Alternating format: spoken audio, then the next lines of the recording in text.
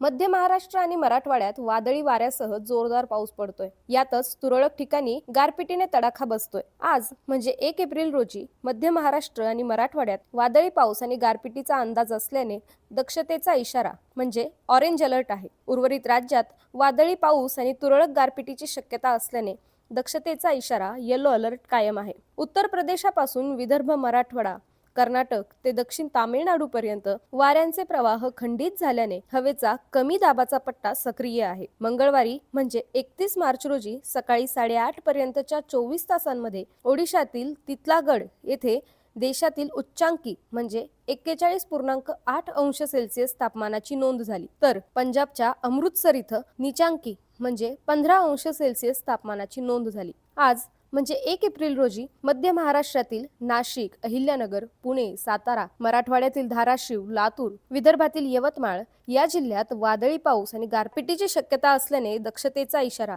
म्हणजे orange alert देण्यात आला आहे. तर उर्वरित राज्यात विजांसह वादळी पावसाचा तसंच तुरळक गारपिटीचा अंदाज असल्याने सतर्कतेचा इशारा येलो अलर्ट हवामान विभागाने दिला आहे.